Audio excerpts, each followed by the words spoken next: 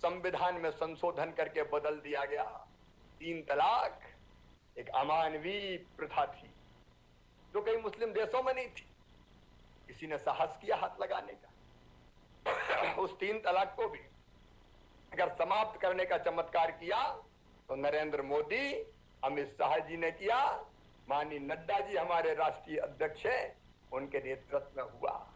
एक ऐसी कुप्रथा जो कलंक थी भारत के माथे पर, उसको समाप्त किया तो नरेंद्र मोदी जी ने किया। नागरिक संशोधन कानून, आज भी हम कांग्रेस से पूछना चाहते हैं, कितना तुष्टीकरण करोगे रे? हमारे वो भाई और बहन जो पाकिस्तान में रह गए, बांग्लादेश में रह गए, वो वहां अल्पसंख्यक थे, अफगानिस्तान में रह गए, जिन पे अमानुषिक अत्याचार किए जाते हैं, सरेआम मंदिर जला दिए गए, घरों में आग लगा दी गई, बेटियां उठा ली जाती है। क्या उनके नागरिक अधिकार नहीं है? क्या उनको जीने का हक नहीं है? क्या उनको मुस्कुराने का अधिकार नहीं है? और उनके लिए जब ये कानून बनाया माननीय नरेंद्र मोदी जी ने, वो भारत की नागरिकता जो यहाँ पे आए हैं वर्षों पहले दी जाएगी, तो यही कांग्रेस थी जिसने सीएए का विरोध करने का पाप और अपराध किया। एक नहीं, अनेकों काम। अयोध्या में भगवान राम मंदिर का निर्माण, लोग कहते थे ये भी चुनावी मामला है। जब चुनाव आते तब कहने लगते राम लला हम आएंगे, मंदिर वहीं बनाएंगे। लोग मजाक उड़ाते थे, ये असंभव है, ये हो नहीं सकता, ये तो वोटों की राजनीति है। लेकिन धन्य नरेंद्र मोदी जी, एक झटके में सुप्रीम कोर्ट से फैसला हो गया और भगवान राम की जन्मभूमि अयोध्या में भव्य मंदिर के निर्माण का मार्ग प्रशस्त हो गया।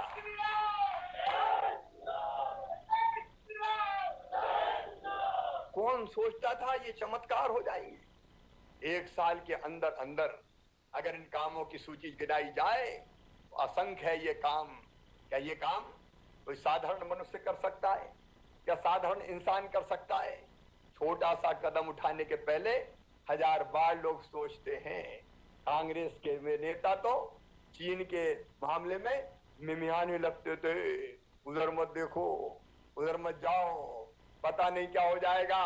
लेकिन नरेंद्र मोदी जी के नेतृत्व में देखो, आज पूरी दुनिया हिंदुस्तान के साथ खड़ी है, पूरी दुनिया हिंदुस्तान के साथ। आज भी मन की बात में प्रधानमंत्री जी ने फिर दोहराया है कि भारत के स्वाभिमान और सम्मान की रक्षा जरूरत पड़ी तो हर कीमत पर दी जाएगी। हिम्मत है किसी में जो जूझ ले हमारे देश से? आज प्रधानमंत्री ने आह्वान किया, चीन के सामान की जरूरत नहीं है, भारत के सम्मान की जरूरत है, भारत के सम्मान की जरूरत है। और भारत का वो सम्मान अगर बढ़ाया तो प्रधानमंत्री नरेंद्र मोदी जी ने, भारतीय जनता पार्टी ने, कांग्रेस ने कितने पाप किए थे। भारत और चीन की सीमा का विवाद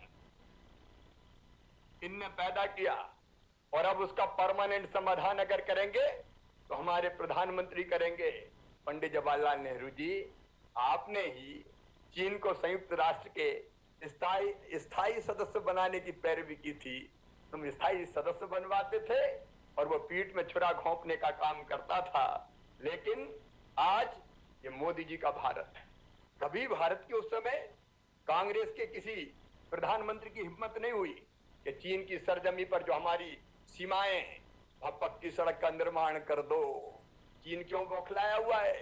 ये नरेंद्र मोदी जी की सरकार की दम थी, सीमा तक शानदार पक्की सड़कों का जाल बिछ गया। 98% काम हमने पूरा कर लिया। चीन बौखलाया हुआ है, चीन परेशान है।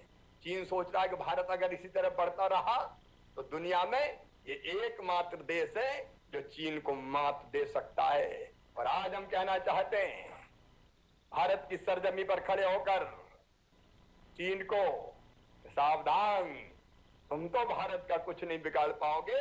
130 करोड़ भारतीय अगर अपनी पे आ गए तो चीन तबाह और बर्बाद हो जाएगा। आज नेतृत्व अगर हमारा कर रहे हैं तो माननीय नरेंद्र मोदी जी कर रहे हैं।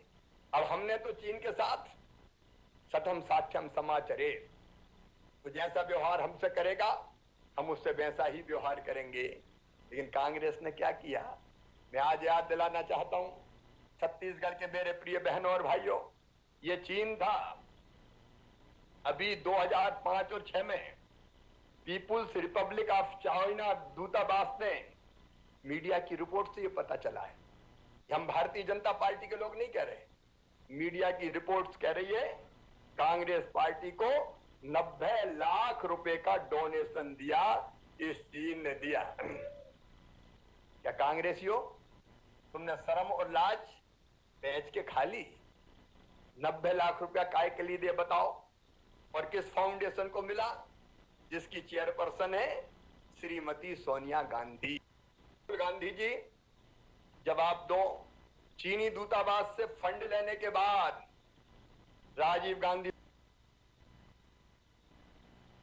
समझौता, गुपचुप समझौता तुम चीन से करते हो, ये देश जानना चाहता है राजीव गांधी फाउंडेशन ने किस काम के लिए चीन से ये पैसे लिए हैं। आधी रात में चोरी चोरी चुपके चुपके राहुल गांधी क्यों चीन के दूतावास में जाते हैं? और केवल चीन के दूतावास में नहीं जाते, पता नहीं कब देश से निकल के कहां कहां जाते हैं। इसका जवाब क्या कांग्रेस के पास है? कांग्रेस और चीन का कनेक्शन क्या है? आज मैडम सोनिया गांधी देश को आपको बताना पड़ेगा। सोनिया गांधी जी देश के सामने आत्मसमर्पण तुम करो और उल्टे राष्ट्रभक्ति का पाठ हमें पढ़ाओ। धिक्कार है ऐसी कांग्रेस पर, हमें गर्व है भारतीय जनता पार्टी पर और देश के नेता नरेंद्र मोदी पर। एक परिवार की गलती के कारण, इसी कांग्रेस के एक परिवार की गलती के कारण 43,000 वर्ग किलोमीटर जमीन आज भी चीन के कब्जे में गई है। कांग्रेस को तो देश से माफी मांगनी चाहिए।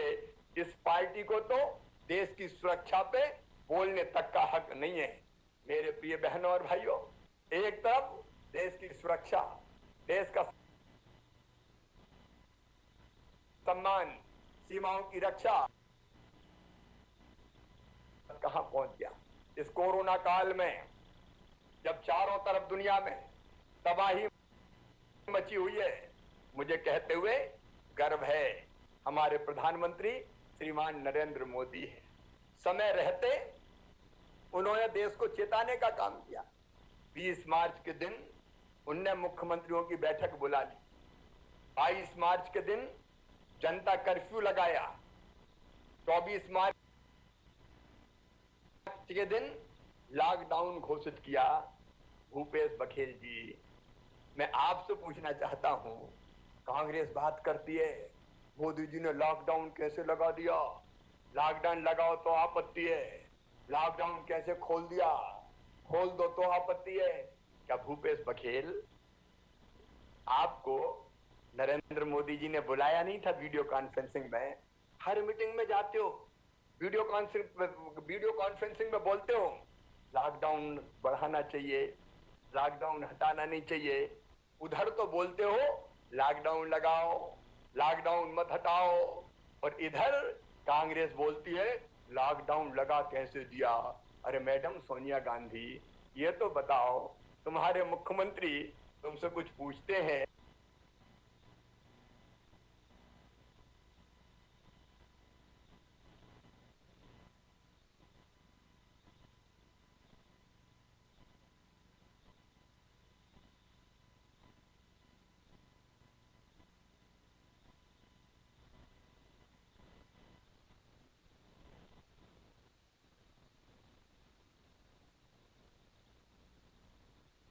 बार नहीं, 6-6 बार सभी दलों के मुख्यमंत्रियों से वीडियो कॉन्फ्रेंसिंग के जरिए चर्चा की। संघीय लोकतंत्र का यह सबसे शानदार उदाहरण है कि प्रधानमंत्री जी ने अपनी टीम में मुख्यमंत्रियों को भी शामिल किया। संघवाद का अद्वितीय उदाहरण प्रधानमंत्री जी ने प्रस्तुत किया है और यह प्रधानमंत्री का चमत्कार है। अगर भारत के प्रधानमंत्री समय पर जागरूक नहीं करते तो मेरे बहनों और भाइयों, ये महामारी कितना विनाश करते। आज देखिए जहां विश्व में कोरोना संक्रमण की दर 108 प्रति लाख है, वहीं भारत में यह आंकड़ा महज 28 है। इसी तरह विश्व में कोरोना से मृत्यु की दर अगर 5.87 प्रति लाख है, तो हमारे देश में केवल 0.92 ही है। प्रधानमंत्री श्रीमान नरेंद्र मोदी जी की जागरूकता के कारण आज देश बचा है और आज भी लगातार वो प्रयास कर रहे हैं कि भारत को सुरक्षित रखने का काम करें। तुमने क्या दिया भैया छत्तीसगढ़ में? भूपेश बघेल जी बताओ। और ये प्रधानमंत्री नरेंद्र मोदी है जिन्हें 1,70,000 करोड़ का गरीब कल्याण पैकेज सबसे पहले दे दिया। भूपेश बघेल जी, जो गरीब मेरी बहनें थी, उनके खाते में, जनधन खाते में एक बार नहीं, दो बार नहीं, 3-3 बार 500 रुपया अगर डाले तो प्रधानमंत्री नरेंद्र मोदी ने डाले। बघेल जी जो फ्री में गेहूं और चावल तुम बांट रहे हो, ये तुम्हारा कोई एहसान नहीं है। एक एक गरीब परिवार को फ्री में अगर राशन दिया, चावल और गेहूं दिए और अब 1 किलो दाल दी, तो प्रधानमंत्री नरेंद्र मोदी जी ने दी। उन्होंने कह दिया किसी के पास राशन कार्ड हो चाहे किसी के पास राशन कार्ड नहीं हो, चिंता करने की जरूरत नहीं है। इस समय हर गरीब के पास राशन पहुंचाया जाएगा। खजाना खोल दिया, भंडार खोल दिए। राम की चिड़ैया, राम कोई खेत, खाओरी चिड़ैया भर भर पेट। चिंता मत करो, देश के प्रधानमंत्री नरेंद्र मोदी है। तुमने क्या दिया भैया ये तो बता दो। फ्री में गैस सिलेंडर दिए तो नरेंद्र मोदी जी ने मेरी बहनों को दिए। अगर किसानों के खाते में 2-2 हजार रुपया एक बार नहीं, साल में 3 बार कोई देते हैं किसान सम्मान निधि के रूप में, तो प्रधानमंत्री नरेंद्र मोदी जी देते हैं 50,000 करोड़ रुपए के फंड से गरीब कल्याण रोजगार योजना अगर बनाई, तो प्रधानमंत्री नरेंद्र मोदी जी ने बनाई। 20 लाख करोड़ रुपए का आत्मनिर्भर भारत का पैकेज दिया, तो नरेंद्र मोदी जी ने दिया। चौतरफा राज्यों की मदद की और 20 लाख करोड़ के पैकेज में चाहे हमारे एमएसएमई हो, हमारे लघु और कुटीर उद्योग हो, देश का इंफ्रास्ट्रक्चर हो, कृषि का क्षेत्र हो, मजदूर भाइयों का कल्याण हो। अरे मैं आज बताना चाहता हूं, भूपेश बघेल जी, प्रधानमंत्री जी ने स्ट्रीट वेंडर्स के लिए योजना बनाई। मध्य प्रदेश में 8 लाख स्ट्रीट वेंडर का रजिस्ट्रेशन हो गया। उनको हम 10,000 रुपए का बिना ब्याज का लोन दिलवाने का काम करेंगे। तुमने कितना किया है बताओ तो। मध्य प्रदेश आके पूछ लो। मध्य प्रदेश में गरीब मजदूरों के खाते में जो दूसरे प्रदेश में थे, अगर 1-1 हजार रुपया डाले तो मध्य प्रदेश की सरकार ने डाले। अभी डॉक्टर रमन सिंह जी बता रहे थे, आप कितने लोगों को वापस लेके आए। मध्य प्रदेश के जितने मजदूर बाहर के प्रदेशों में थे, आसपास के प्रदेशों में हमने बसें लगाई, निःशुल्क बसें लगाई। हम अपने बच्चों को लेके आए, आसपास के प्रदेशों में बसें लगा के हम अपने मजदूरों को लेके आए, और फिर प्रधानमंत्री जी के आशीर्वाद से रेलों में भी हमारे प्रदेश के लाखों मजदूर वापस लौट के आए। हमारे मजदूरों के खाते में पैसा डाले, हम उनको वापस लेके आए, और तुम्हारे जैसे क्वारंटाइन सेंटर नहीं बनाए, एक चौकीदार और पंचायत के हवाले छोड़ दिया। हमने उनको जहां भी आइसोलेट करने का काम किया, वहां उनको राशन दिया, रोजगार देने का काम किया। आज मैं गर्व के साथ कहना चाहता हूं छत्तीसगढ़ की जनता से, मध्य प्रदेश जहां भारतीय जनता पार्टी की सरकार है, हमने अपने मजदूरों को न केवल फ्री राशन दिया, बल्कि 26 लाख लोगों को रोजगार देने का चमत्कार किया। तो प्रधानमंत्री जी के आशीर्वाद से मध्य प्रदेश की धरती पर भारतीय जनता पार्टी की सरकार ने दिया। प्रॉपर स्क्रीनिंग की, राशन उनका पहुंचाया, दवाइयों का इंतजाम किया, रोजगार सेतु नाम का पोर्टल बनाया, और जिसमें जो हमारे स्किल्ड मजदूर थे उनको उद्योगों से और ठेकेदारों से जोड़ने का काम किया। छत्तीसगढ़ ने क्या किया, अगर मैं मध्य प्रदेश के काम गिनाऊं तो आज शाम यहां हो जाएगी। प्रधानमंत्री जी के काम तो ऐसे हैं, कई दिन तक भी अगर स्पीच देते रहे तो पूरे नहीं होंगे। लेकिन आज मैं सोच रहा था, सीजी मतलब छत्तीसगढ़ का मतलब क्या है। जब भाजपा का शासन था छत्तीसगढ़ में और डॉक्टर रमन सिंह जब हमारे मुख्यमंत्री थे, तो सीजी का मतलब था क्रेडिबल ग्रोथ, विश्वसनीय विकास, विकास हर क्षेत्र में, विकास हर क्षेत्र में अभूतपूर्व विकास, चाहे खाद्य सुरक्षा का अधिकार देना हो, कौशल सुरक्षा का अधिकार देना हो, स्वास्थ्य सुरक्षा का अधिकार देना हो, डॉक्टर रमन सिंह जी ने दिया, भारतीय जनता पार्टी की सरकार ने दिया। और एक आज का छत्तीसगढ़ है, सीजी भूपेश बघेल आज मुख्यमंत्री है। इसका मतलब है क्योटिक गवर्नेंस, मतलब अराजक शासन। आज छत्तीसगढ़ को अराजक शासन के दौर में ले गए तो भूपेश बघेल ले गए। न प्रदेश की अर्थव्यवस्था बची, न प्रदेश की कानून व्यवस्था बची, न रोजगार मिला, न बेरोजगारी भत्ता मिला, शराबबंदी हुई नहीं, नक्सलियों पर कार्रवाई हुई नहीं, नए प्रोजेक्ट शुरू हुए नहीं, पुराने पूरे हुए नहीं, ना तो इलाज मिला, न प्रदेश में कानून का राज रहा, न महिला स्व सहायता समूहों का कर्जा माफ हुआ, न संपत्ति कर माफ हुआ। और तो और हद तो तब हो गई जब क्वारंटाइन सेंटर में लोगों ने आत्महत्याएं कर ली। चुल्लू भर पानी में डूब के मर जाना चाहिए। छत्तीसगढ़ की सरकार को क्या मिला? छत्तीसगढ़ को डॉक्टर रमन सिंह चले गए, भारतीय जनता पार्टी की सरकार चली गई, मिला क्या? न खुदा ही मिला, न विशाले सनम। छत्तीसगढ़ आज जिस स्थिति में पहुंच गया है उसके लिए अगर अपराधी कोई है तो भूपेश बघेल की सरकार है। लेकिन प्रधानमंत्री जी ने कोरोना काल में जैसी देश की सेवा की वो अद्भुत है। और केवल कोरोना काल का सवाल नहीं है। आप देखिए आज पूरे देश में नेतृत्व में ग्रामीण भारत का नया स्वरूप एक निखरा है। तो प्रधानमंत्री नरेंद्र मोदी जी के नेतृत्व में स्मार्ट सिटी जैसी परिकल्पना अगर प्रारंभ हुई है तो नरेंद्र मोदी जी के नेतृत्व में हुई है। और अभी भी क्या क्या नहीं दिया आपको। मनरेगा में रोजगार मिले, इसके लिए 40,000 करोड़ रुपए का अतिरिक्त पैकेज किया, जिसका 1,200 करोड़ रुपया भूपेश बघेल जी आपको मिल चुका है। कितने लोगों को रोजगार दिया, कितने लोगों को काम धंधा किया। आज भारत का ये जो वैभवशाली स्वरूप दिखाई दे रहा है वो प्रधानमंत्री नरेंद्र मोदी जी के नेतृत्व के कारण दिखाई दे रहा है। आपने तो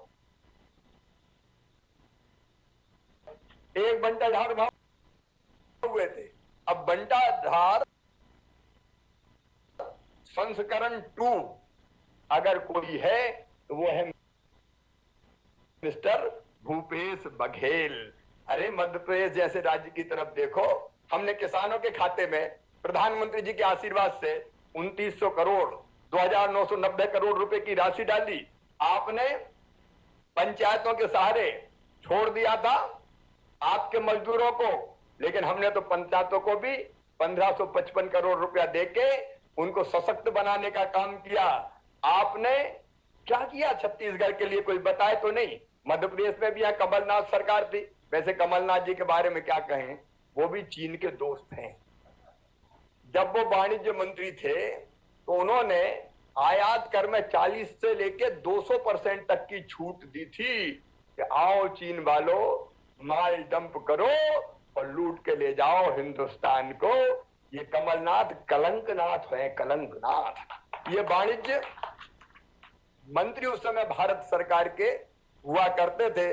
आज पूरे मध्य प्रदेश में जो जनता सवाल पूछ रही कमलनाथ जी से, चेहरा बचाने की स्थिति, दिखाने की स्थिति में आज कमलनाथ नहीं है।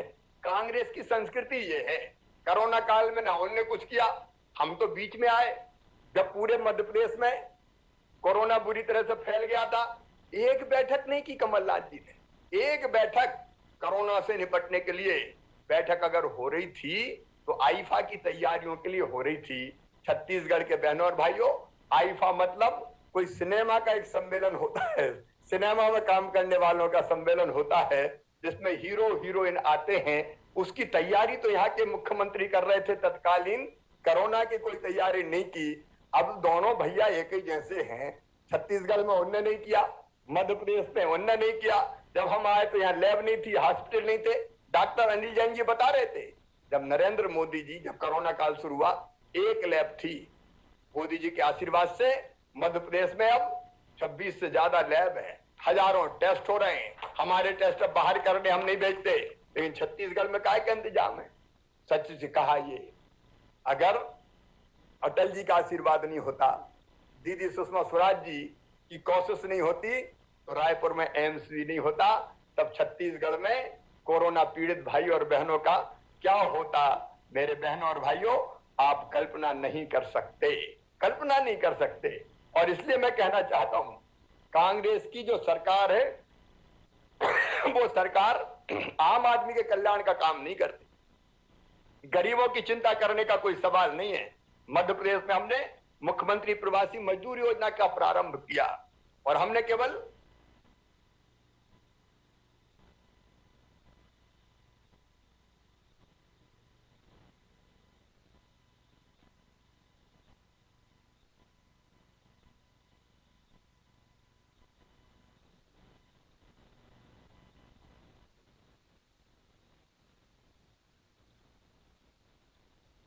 बसों की व्यवस्था की, बसों में बिठाया।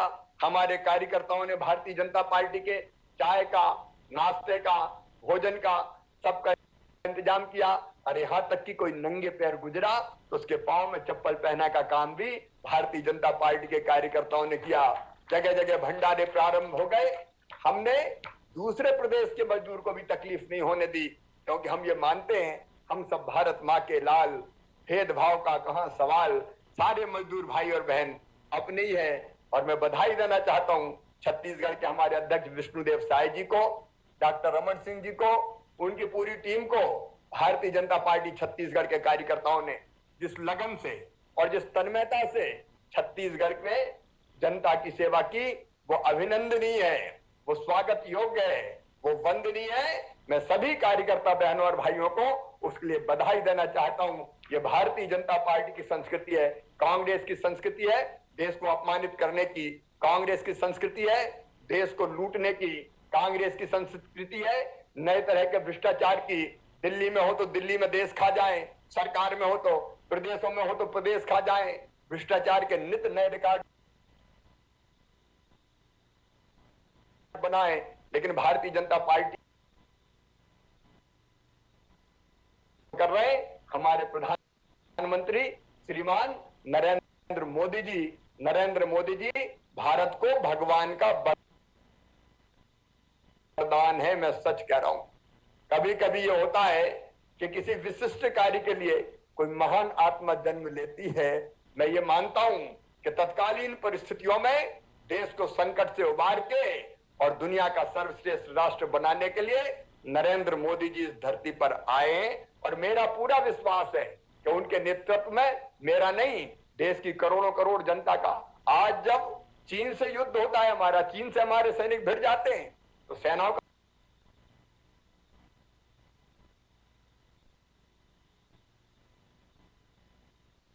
मनोबल गिराने का पाप और है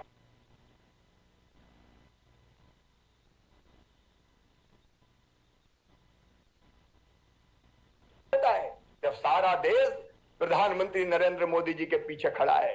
हमने नहीं, इंडिपेंडेंट एजेंसीज ने जब सर्वे किया तो पूरे देश ने एक स्वर में कह दिया कि देश नरेंद्र मोदी जी के हाथों में सुरक्षित है, देश नरेंद्र मोदी जी के हाथों में सुरक्षित है।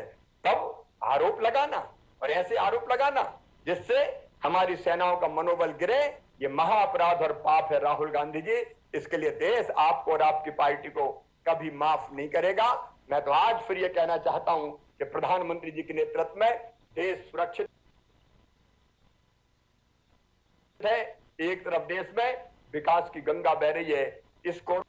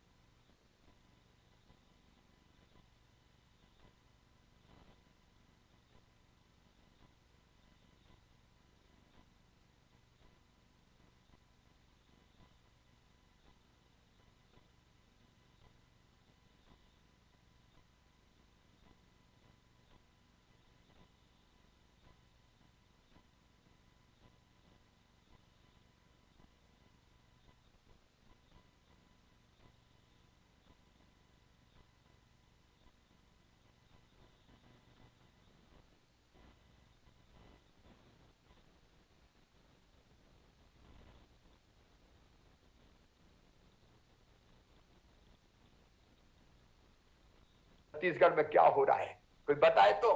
कांग्रेस शासित राज्यों में क्या हो रहा है कोई बताए तो।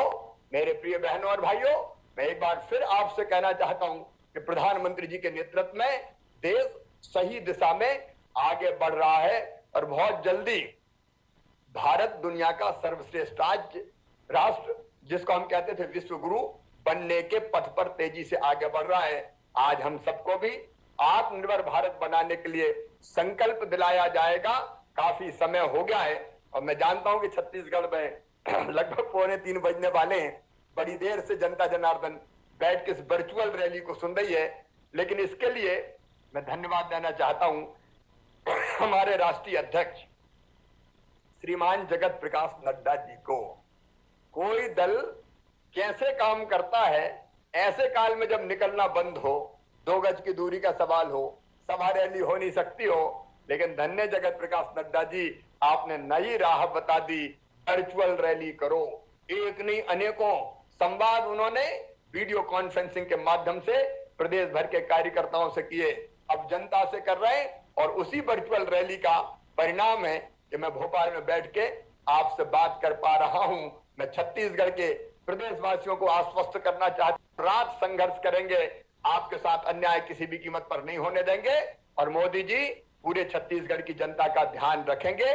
जब तक ये सत्याराशी सरकार प्रदेश की रहती है तब तक आइए हम सब यही संकल्प करें, जो संकल्प अभी दिलवाया जाएगा कि प्रधानमंत्री जी के नेतृत्व में हम साथ चलेंगे, कोरोना को भी समाप्त करेंगे और छत्तीसगढ़ की जनता को भी तकलीफ नहीं होने देंगे। और एक आत्मनिर्भर भारत के लिए, आत्मनिर्भर छत्तीसगढ़ बनाने के लिए हम जो अपनी तरफ से कर सकते हैं वो प्रयास जरूर करेंगे। मैं छत्तीसगढ़ के सभी कार्यकर्ता बहनों और भाइयों को धन्यवाद देता हूं कि आज उनसे इस वर्चुअल रैली के माध्यम से संवाद करने का अवसर मिला है। लेकिन अभी तो पूरी तरह से मजा नहीं आया। जब तक छत्तीसगढ़ के कार्यकर्ताओं को आमने सामने देख ना लें, हाथ ना मिला लें, गले ना लगा लें, तब तक मजा ही आनंद ही कहाँ आता है। लेकिन आजकल तो हाथ भी नहीं मिला सकते, फिलहाल गले भी नहीं लगा सकते। लेकिन कोरोना काल जैसे समाप्त होगा तो फिर छत्तीसगढ़ आएंगे और तब तक जब हम मिलेंगे तो एक दूसरे को बधाइयां देते हुए मिलेंगे कोरोना की समाप्ति के लिए। तब फिर विस्तार से बात होगी। आप सबको बहुत बहुत धन्यवाद, प्रणाम, नमस्कार। मेरे साथ बोलिए भारत माता की। धन्यवाद माननीय शिवराज सिंह चौहान जी, आपका ऊर्जावान उद्बोधन हम सबको प्राप्त हुआ। हमारा सौभाग्य है कि छत्तीसगढ़ की रग रग से आप वाकिफ हैं, छत्तीसगढ़ के गली मोहल्ले से आप वाकिफ हैं, छत्तीसगढ़ की आओ भगत से भी आप वाकिफ हैं। आपने हम कार्यकर्ताओं का जो उत्साह वर्धन किया है, पूरा भारतीय जनता पार्टी परिवार की ओर से, छत्तीसगढ़ के कार्यकर्ताओं की ओर से आपको नमन करता हूं, प्रणाम करता हूं। अब हम सब लोग सशक्त भारत, समृद्ध भारत और खुशहाल भारत की परिकल्पना को साकार करने के लिए लोकल इज वोकल, लोकल उत्पादन को बढ़ाना, भारत माता के सपने को साकार करना, मोदी जी के बताए हुए पथ चिन्हों पर आगे बढ़ना, हम सब अपने स्थान पर खड़े होकर के संकल्प लेंगे।